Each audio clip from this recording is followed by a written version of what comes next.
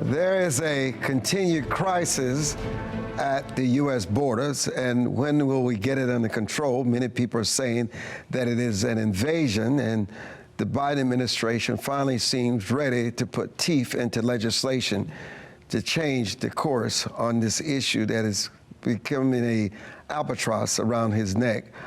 And also, what is the latest with healthcare? Do you know when you're dying? You ever thought about that you could be dying and don't realize it? Do you really know when you're sick?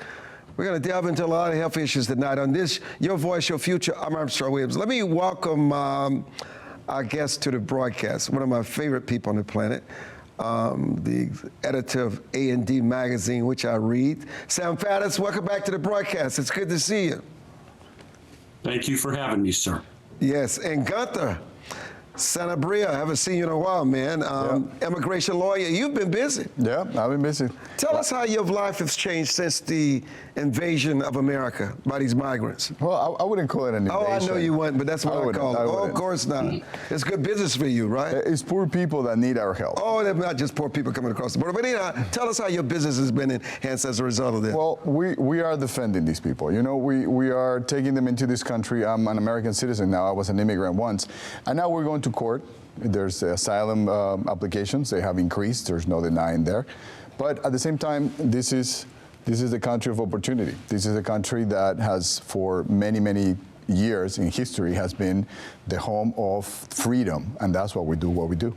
Yeah, but they followed a process to get here, and they know what it was like to become an American citizen when they go through the process for 2 or 3 years. They were not able to storm the gates and just come in and no checkpoint, spread across the United States, not accounted for. It's a different citizenship. Right, come right. on now, brother. Come on. They're not storming the the gates. They're coming. Wait, you've not seen the footage? Well, yes, what are you watching? The footage of the people dying at the border, trying to cross the river, putting barbed wire. They decided to come here.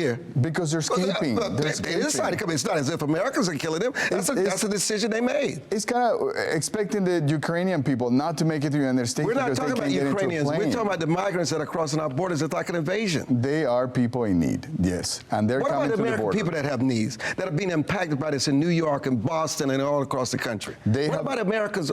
Seems like Americans are last now. Yeah, the Americans have better rights. The Americans have the opportunity to elect good leaders, to put good laws. The immigrants don't have that option. No. So the Americans actually should be doing that in this election. Select the right leader. There are many to put the Americans right laws. feel that their way of life, their health care, their real estate, their housing, the benefits that they once had has been overtaken by millions of migrants that have come into this country. I agree. And why are we blaming the migrants? We should be blaming the leaders, the politicians. Why don't we blame the countries that they're coming from? Why can't the countries take care of their own like Americans should take care of theirs? I agree with you. I'm not going to blame the Americans. What about Venezuela? What about these other places where they're coming from? Who in those countries? Why don't you tell us? Why can't they provide a better life for their people? Let's talk about the Venezuelans. Let me go to Sam Faddis. I'm going to come back to you. Okay. Sam Faddis, what is your perspective? Because you can tell I'm boiling hot about this issue because I hear it all the time, okay? America's upset about this. Is it misplaced, Sam?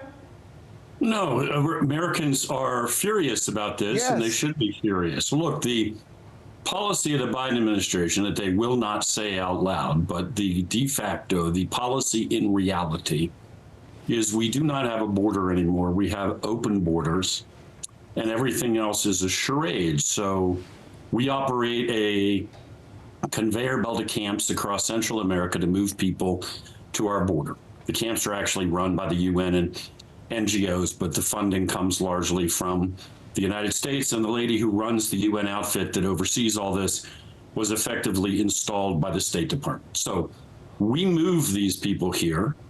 When they come to the border now, they don't try to run from Border Patrol. They seek out Border Patrol and turn themselves in because they've all been briefed. They understand they'll be processed. They'll be given a notice for a hearing. this is a charade. The hearing is maybe 10 years in the future. Most of the people never show up and nobody goes looking for it. It is called by what I call illegals the permit.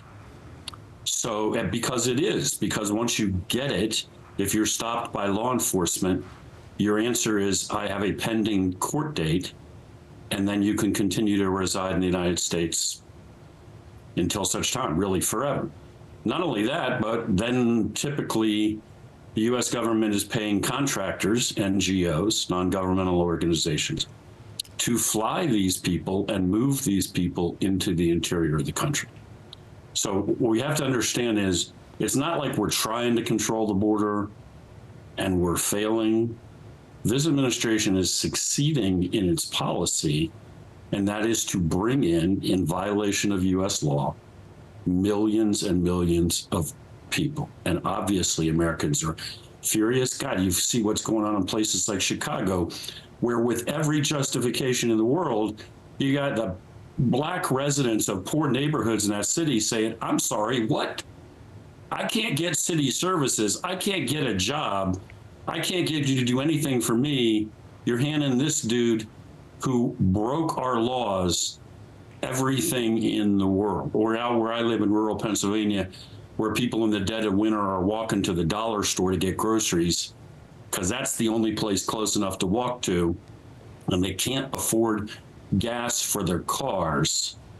And then you're telling me you got money to pump millions of people in violation of our laws. So yes, Americans are mad as hell, and we are at the breaking point on this.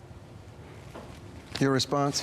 I'm sorry, but it's not completely accurate, okay? I understand the fact that American citizens are fed up, are tired, but... Infuriated. Infuriated. Angry. I agree with you, Disgusted. 100%. You know what? I'm angry too that taxes keep going up, the interest rates go up, but I don't blame the people selling their homes. I blame the government. I blame the leaders, okay? These are people running, and like your guest said, they run to the Border Patrol. Why? For help. These are people that are coming, for example, from Venezuela. There's a dictatorship. And what is the United States doing for that? Nothing, really. Is it our problem? They're restricting. No. Is it our problem? No, it's not. America has its own problems she needs to take care of. But I tell you, why is the government taking away the restrictions in the oil over Venezuela? There is an economic reason for politics, and that is the problem.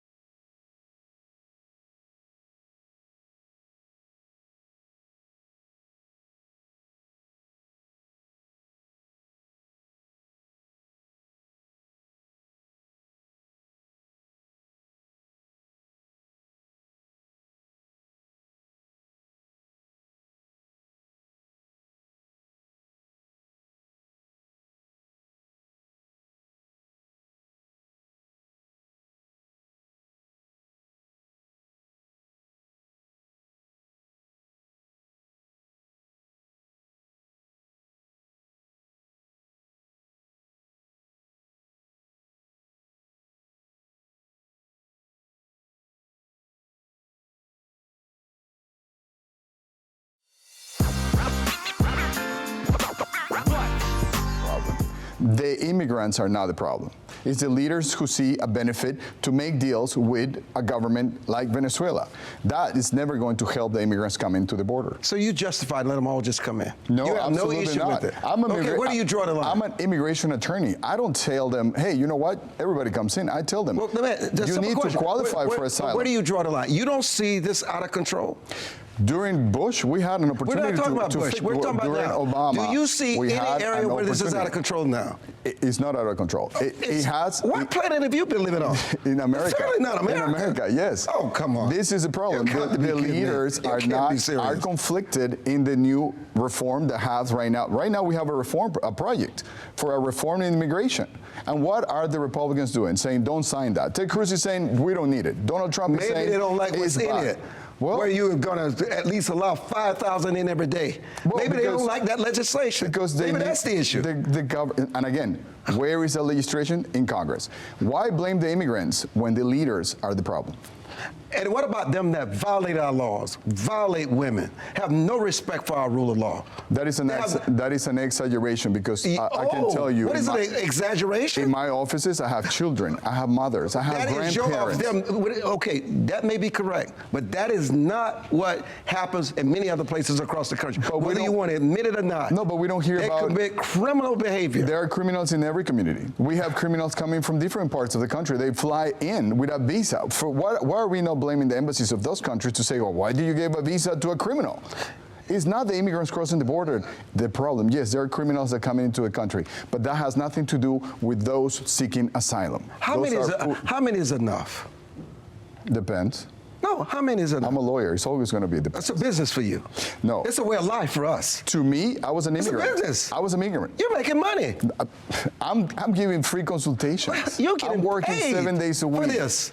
Yes. Yes. You know why? You don't have to tell me. I know. Well, it's not always about the money. The politicians, it's always about the money. To us, the immigration attorney, we're overwhelmed with work because there are no immigration laws that protect the immigrants. There's no immigration system at the border that can filter the bad ones from the good ones. Listen, it wouldn't be that problem if they could stay at home and take care of it. I think we need to take care of Americans. This is how Americans feel. So barbed wire is the answer? Whatever it takes. Shooting them at the border is the answer? I don't want anybody shot, but whatever it takes to slow this tide down. Let me go back to Sam, because I'm talking a little too much here. I'm showing too much of my feelings, how I really feel. So let me rein myself in. Sam, yes, go ahead. Look, the line now from the left is that we want to solve the problem too, but we need new legislation to do that. I hear that all the time. That's a great line. It's a well thought out political response. It's completely, absolutely untrue. Donald Trump was in office. The law was the same law. The border was under control. What changed? What changed was that an administration came to office that does not believe we should have a border. They believe in absolute open immigration, migration. In fact, if you go to the Department of State website, everybody watching can do this, look at their webpage right there in broad daylight. What's their policy? The official policy of the American government now is safe and orderly migration. Not controlling the border, not keeping people out, not turning people away, making it as safe and effective and orderly as possible for people to move. Here's the other thing that's really troubling, Armstrong. I mean, not that I shouldn't say really troubling, everything's really troubling. The new cutting edge of the whole push on the left is to the term climate refugees, meaning that if you're impacted by climate change, you get to claim refugee status. And as we know, the line is that we are all impacted by climate change, and every country in the world is feeling its effects. Now, as a guy who did practice law for a while, the real skeleton in the closet, as you know, if you add those principles together, that you can claim to be a climate refugee and everybody's impacted by climate, you got the ultimate card to play to say literally everybody on the planet can apply for refugee status in the United States. And that sounds like one of those things that if you told me like 5 years ago, I would have said, you're out of your cotton picking mind. But that's for real where we are today.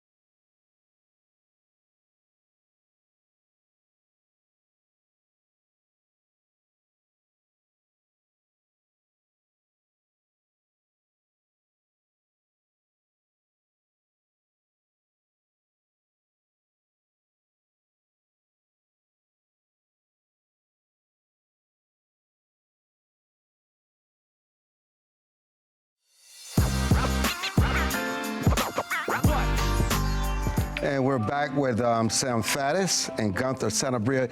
You wanted to respond to Sam. Go ahead. Yes, I just want to make a clarification. Number one, an asylum or a person looking for asylum doesn't take 10 years. They don't get lost. They get bracelets, they get regular weekly checkings. They have to send a picture, they have a GPS phone. People are being tracked until they go to court. And another thing, it's not everybody is entitled to come to the United States. If there is a natural disaster, if there's an earthquake, there's a hurricane, if this happened in Haiti, yes, we accept them, we help them. If there's a dictatorship in their country, they're getting killed, Cuba, Venezuela, yes, we help them. That's what we do. That is America. Historically, America has helped those who needed help. It's not that the borders are open. And the president right now has a project. Why are we not having more stricter immigration laws? Why not? Why doesn't the Republicans and the Democrats in Congress get together and say, you know what, we need immigration reform. We needed it in every election, this comes out. And then we spend 4 years doing nothing. Why? Sam? Your guest must be one hell of a trial lawyer, because to have said all of that with a straight face, brother, I commend you. Thank you very much. Look, I get it. I get what the line is. That's not reality. I mean, I worked for the Central Intelligence Agency for years. We brought people into this country as refugees, folks that had risked their lives for us abroad, who were risking arrest and torture. I'm not saying we should never admit refugees. What I'm saying is we have taken that tiny opening, that loophole, that exception that was designed, as we all know, to allow the entry of a really relatively limited number of people. And now, in effect, we're allowing virtually everyone to claim that status. And then we just let them loose into, well, we don't let them loose in the interior. We actually move them into the interior. Don't technically tell them they're legal now. We give them that notice for a hearing. But literally, in some cases, that hearing date is being scheduled 1 decade from now. And the idea that there's some federal agency out there tracking what are now millions and millions and millions of people and keeping track of their whereabouts, I mean, that's just ludicrous. I'm sorry, that's not happening. By the way, you turned this loose. Well, you didn't turn the guy loose. Again, you put him on a plane and you flew him to New York, and then they're housing him. And now he's got a hearing date 5, 6, 10 years from now. He's got to feed himself in the interim. And if we're not going to feed him and house him and clothe his kids, et cetera, for the next decade, then obviously anybody with any common sense knows that no matter what his status is, he's going to go get a job. So, which he's going to take from somebody who's here legally. In fact, one of the big complaints now in New York is that illegals who have been here for a long time are losing their jobs to the more recent illegals who are even more desperate. So they're taking their jobs and now they're unemployed. That, I mean, again, we have taken something that was constructed, was supposed to be a narrow, not exception is probably the wrong word. We were talking about a very limited number of people, and we've just blown it out of proportion. Almost nobody actually gets put back across the border. In fact, on most days, Border Patrol is so busy processing illegals and the paperwork that in many sectors, there's nobody left on the border. And as we all know, one of the many impacts of that is the narco cartels deliberately, because they, at this point, make more money moving people than drugs, they shove people across that border knowing that all the Border Patrol guys will have to go process them. And then they have a free hand to move, I don't know, fentanyl, which is killing 100,000 Americans a year. I mean, the bottom line is we don't control the border anymore. The border is a fiction.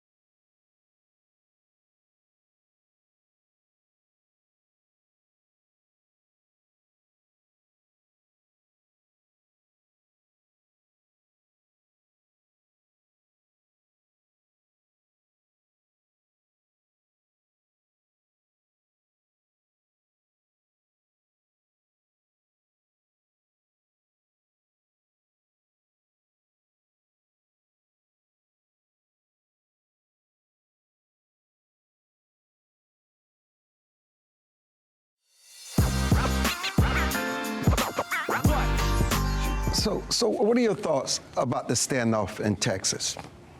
Well, right now we have an order from the Supreme Court. That's the point, right? The Supreme Court is saying, no, you know what? Now the federal agents have the right to cut this barbed wire because it's inhumane. It violates all international human rights. It's cruel. It's inhumane. And now Texas is saying we're going to continue to do it. Who are they helping? Who is their target? What are they trying to do? Protect the American people by having something harmful, something risky for people crossing the border? How are they helping the American people? I'll tell you who they're protecting. The people who pay taxes every day for the services that they're not getting. Have you ever thought about that? Yes, that's 100%. Other than the immigrants? 100%. Maybe that's what they're protecting. But I don't see the trade-off between paying taxes and having mothers and children die at the border because somebody wanted to put barbed wire. Because you don't want to see it. That's why you don't see it. You see whatever you want to see as a lawyer. You do a very good job. I disagree. Money can be of course replaced. you disagree. Money can be replaced. The life of a child cannot. You're playing on our emotions now. We're over that. We've heard that all before. politicians playing on emotions, saying that they're getting invaded? Now there's fentanyl related to immigrants. I haven't heard one argument for you. There's no connection. Considering the American people. Not one argument.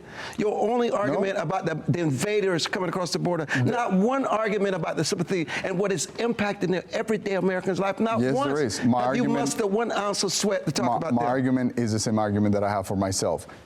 Choose your leaders. Go to vote. Listen to your leaders, and your candidates should know the American Well, they people. chose Abbott, and he's decided. So I agree with you. Choose your leaders and follow your leaders. Exactly. And that's what they're doing.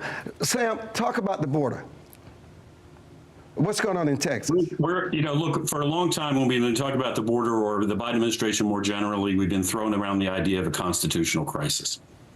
Sooner or later, this administration that just kind of decides to act as if we live in a monarchy is going to provoke a constitutional crisis. Well, we have one.